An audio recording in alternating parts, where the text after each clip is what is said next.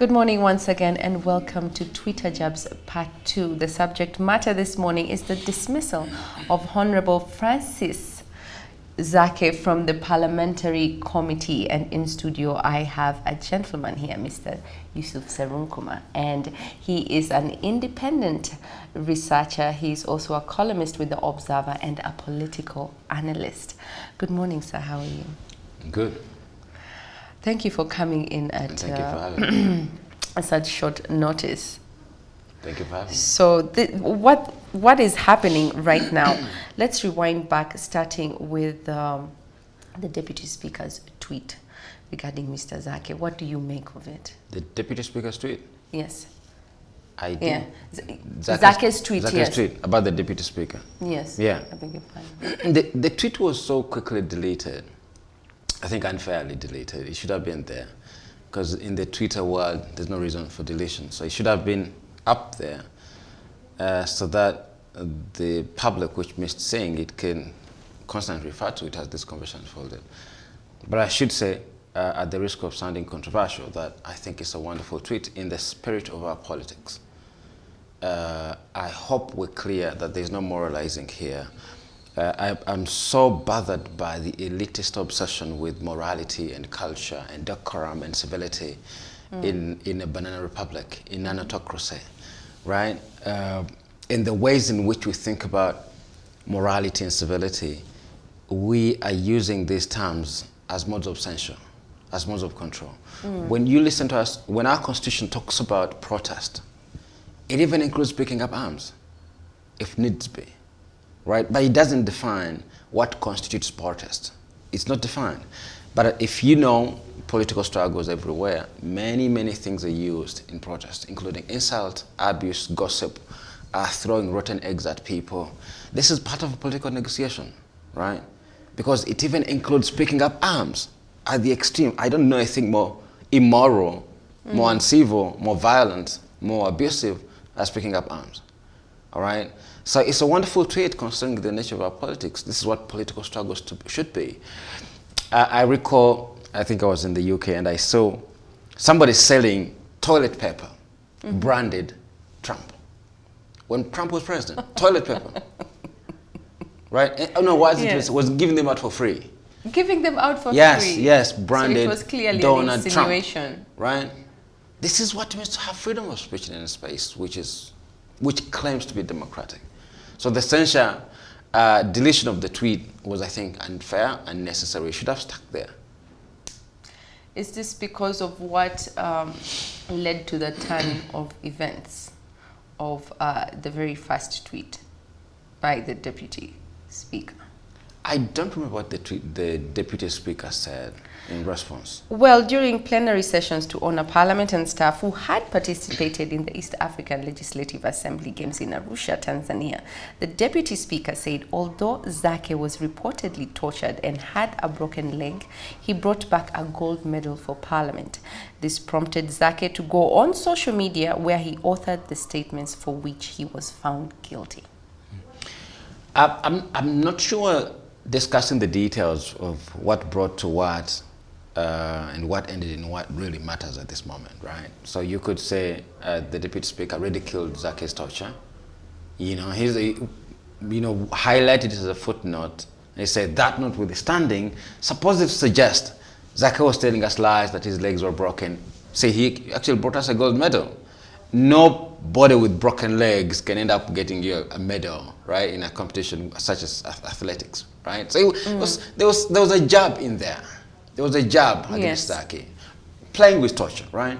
But you see, this crowd we have in Parliament doesn't appreciate the language of struggle, because the Deputy Speaker herself was actually punching down on Zaake, right? And Zaake punched back, yes, right?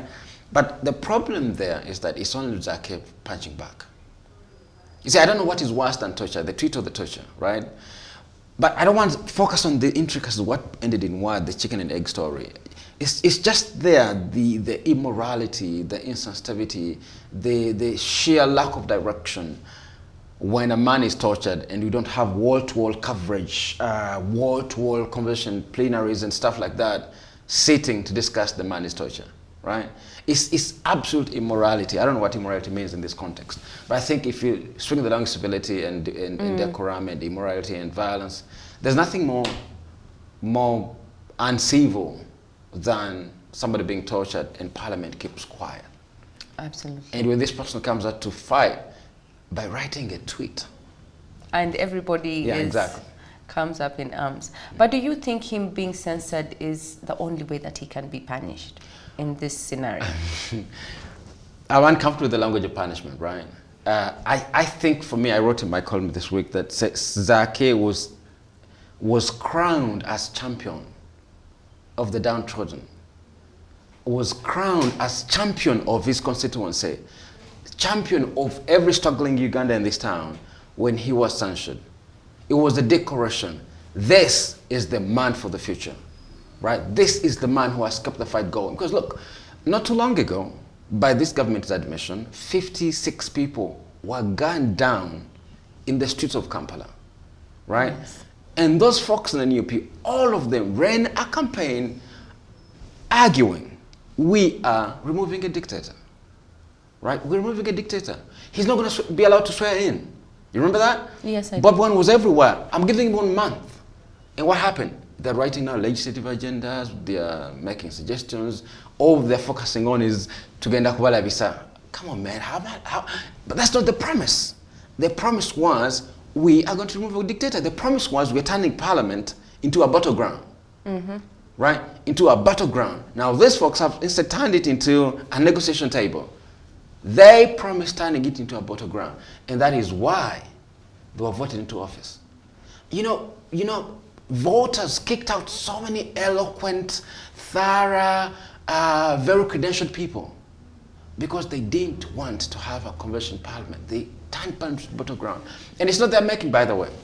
This is how Museveni has turned the Parliament into a battleground, right? How so? So if Museveni pushes legislation through Parliament, it often comes by a label. It's not, you may not report that, but it's in the corridors of Parliament. Mzee wants this thing. It has to go through, whether you want it or not. Right? So it's a battleground. So if you cannot be persuaded by the NRM chorus that it has to go through, he will send you money. Money is violence. Money is a form of violence.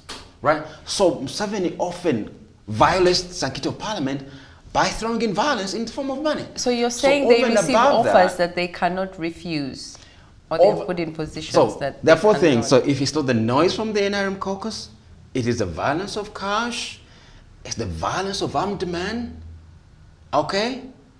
And in some rare cases, they send you beautiful women, right? So the forces against men in Parliament, the overwhelming forces of violence are so huge that the voters saw it. 3 things have happened. If it's not noise, if it's not cash, it's armed men walking into Parliament, beating up people. So the voters realized, we need to send warriors into that Parliament. That's what they did by sending NUP people. They didn't even know their names. They didn't know how their faces. They didn't know their identity. They didn't even need to read their CVs. My friend, a PhD, a well-credentialed academic, Stella Nyanzi, was not a chance to go to that Parliament. Right? If you're voting credentials, academic credentials, debate, eloquence, thoroughness, it should be Stella Nyanzi in that Parliament. So they sent warriors to that Parliament. Now, what those folks have become, they become negotiators. No, they weren't negotiators. Museveni turned Parliament into a battleground, and voters sent in strugglers, fighters, and these folks which then become negotiators, right? And the voters like, what's happening? So there's only one character, Francis Zaake, who has kept the fight going, right? So the censure was a crowning, was a decoration. This man.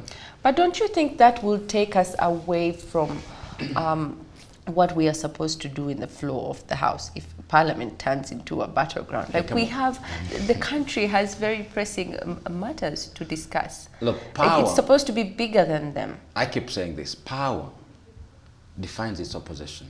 I don't know where you grew up, but for us who grew up in the Kato corridor, if a fire was lit this way, you had to start another fire this way to stop it. Okay? So those in power tend to define the ways in which those opposing them will operate. I told you, it's not the voters making, it's not Zaake's making, it is the ways in which those in power treat Parliament. they treat parliament as a battleground.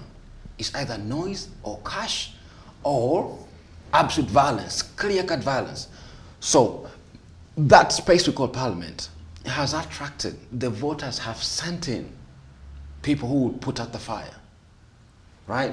So before we discuss what we're supposed to do, I like the idealism, but you know, that's not the state we're in, right? It's not the space where you're gonna be ideal and make very eloquent, wondrous speeches on the floor. No, we are way past that. That parliament is not a parliament of reason and logic. That's a parliament of numbers, right? But don't you think the Committee of Rules, Privileges and Discipline tries to... The president is on record telling us that you send me anybody, they could sleep as long as they wake up and vote. All right? So that's the space you're calling parliament. The president asked voters to send him sleepwalking folks as long as they remember to stop in their sleep and say, yeah, for the NRM. So this is the space that we want to be civil and decorous and debating. They can't debate big things. No, they can't. They're incapable. But there is the committee, like I say, the Committee of Rules, Privileges and Discipline, when we go back to Zaake's conduct. And like you said, a warrior like Miss Stella Nyansi, she's very well decorated in the academia yeah. and her experience. Yeah. But don't you think that being in Parliament, we have faced her her outbursts here and there? Wouldn't you think that would also be a problem in Parliament? That's what I told you. Parliament was turned into a battleground. Power defends its opposition, right? Fires are put out by other fires. That place, if you saw what happened in the Tujukwatako campaign, there were sticks and stones and money. So you needed to fight back. Right? Maybe the voters realized there were not enough combatants in Parliament to stand up for the violence of the SFC. That's what they did. And if you remember, the champion of the Tujukwatako campaign suddenly emerged as Bobby Wine, right? You know, putting up sort of what was dramatized in many spaces as a fight against the SFC, right? You know, he took a proper boxing posture, and then, you know, and Zaake put up a fight. So voters realized, and voters are not dumb, they realized we need to send more warriors in that space. Because if someone wants anything, it's going to pass. If he doesn't pass through money, he's sending fighters. So we need to give him what he wants. That's what they did.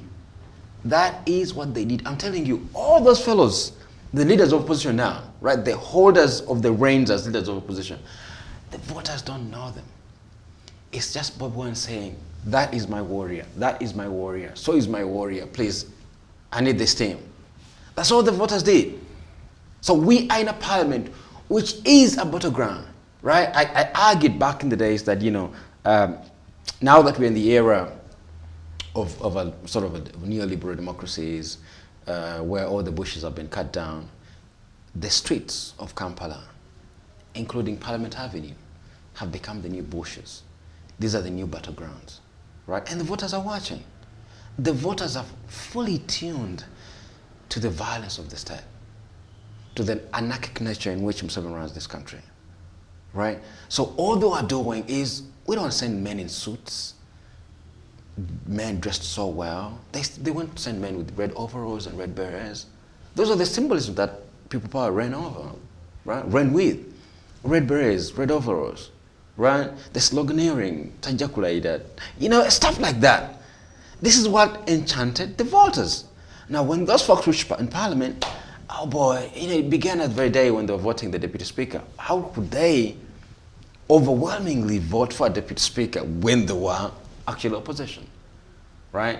Yes. So they reneged on the promise, and one man has kept the promise. Well, moving on to the comments of Mr. Honorable Zaake. What if UCC cannot confirm for sure that they came from his account? Does this change his fate in any way? Well, I don't think that matters anymore, right? The snowball is already it doesn't matter. It doesn't matter whether they confirm those tweets or not, right? I'm telling you, what you're seeing in Parliament is a purge of the only remaining flicker of the people's aspirations. Flicker of hope.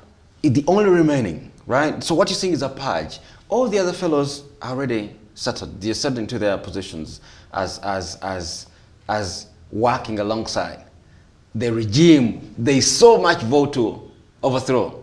They're working with it. I saw my friend, wonderful person, the LOP, Matthias Mpuga, writing on a legislative agenda. Who in this world told him to go legislate alongside Mr. Museveni? Who did? Who did? They weren't voted because they had the best manifesto? No. And who in their right minds think they can have policy suggestions that Museveni will adopt? Right? It's disappointing for many voters. They didn't send them to suggest legislative agendas. No. Because you know the world we live in, unless you were born yesterday in this country, it is either Museveni or nothing else. What Museveni wants has to go through. Parliament became a rubber stamp. I told you, if it can't be rubber stamped peacefully, he will send in SFC. Right? And then Mpuga is suggesting a legislative agenda. Nobody sent him to suggest legislative agendas, right? They sent them there to put up a fight as enshrined in the Constitution. They reneged. All of them, except one character, Francis Zaake. Do you think if he seeks help from court, do you think he's going to seek help from court to regain his position?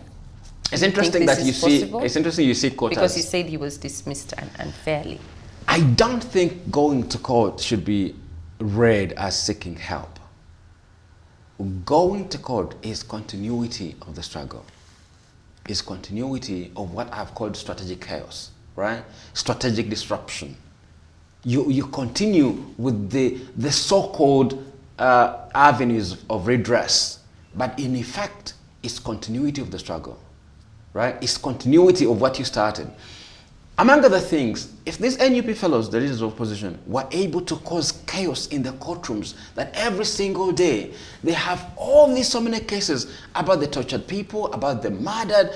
You know, they gunned down a man, what's his name, the boxer, Zebra Mandao. Government admitted, right? But you don't have many legal proceedings by these folks, the so-called leaders of opposition, in court. They're not causing any court skirmishes. This is what their voters want. Overall court by so many applications over the so many things we see in this country. We have rising fuel prices. There should be a thing in court. Our kids were locked down for 2 full years. It was scientifically unverifiable, right? And these folks were happily going to Parliament, sitting under a tent and debating as our kids were rotting in their houses, right?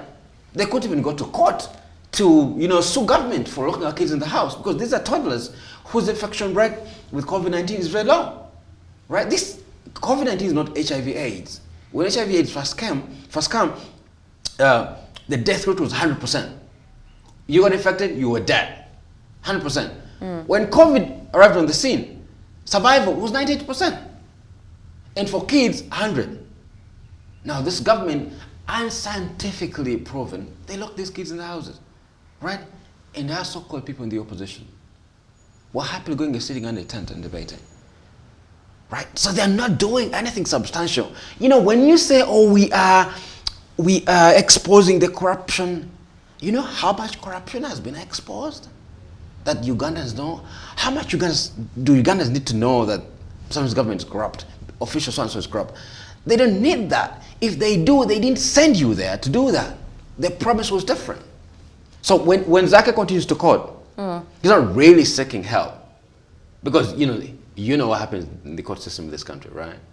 He knows, he's not an idiot, he knows what happens in the court system in this country. He's going there, not because the institution is illegitimate, but because the institution can be used as a space of struggle, as an extension of the battlefield. This is what he's done. And I hope we can appreciate it that way, because he knows what the court process are in this country.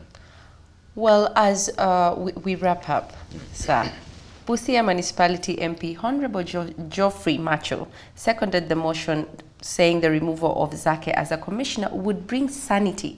He says that the removal of Zaake is not because of his political party, but of his character, which brings me to my last question. Do you think his dismissal was politicized in any way in order to weaken NUP? First, whoever that MP is, there are so many now, their names they're quite obscure. Busia Municipality. When you speak the language of sanity, right, civility, decorum, morality, culture, in this country, on that floor of Parliament, man, I don't know who you're speaking to. I don't know if they even hear themselves. It's as if they were born yesterday. That floor is rugged. That floor is dirty. That floor is dirty. That floor of parliament is dirty. The folks that are dressed in suits and speak good English are dirty. If they're not exchanging cash, they're being beaten by the sitting president. That floor is not a floor where you claim sanity. That floor was abused. I don't know if we'll ever forget that Museveni's government moved Special Forces Command into parliament and beat up MPs to pass a legislation. That's the parliament in which this man is speaking the language of sanity. Has it ever been cleansed? No. So I say bring back sanity. Bring back sanity to the amount of corruption in that space, to the ways in which they're often passing budgets with these humongous sums of money that can never be accounted for, with the ways in which they're being pushed and tossed around, and with things coming with a warning sign. Mzee wants the thing, it has to go through by hook or crook. Is that the space they're calling insane? No, no, no. They should eat their cash and be quiet. They should enjoy the perks of parliament and be quiet. They should enjoy the salary. Many of those folks, by the way, if you check their profiles, the current constitution of parliament now, if you check their profiles, majority of them, they were either struggling businessmen, struggling artists. A few of them had a couple of hit songs, unemployed people who were noisy in the streets, lawyers who are self-employed. If you check their profiles, not many of them, like you might find 70% were doing so badly in life, right? Even our journalist friends, you know, one of the most abused profession in this country is journalism.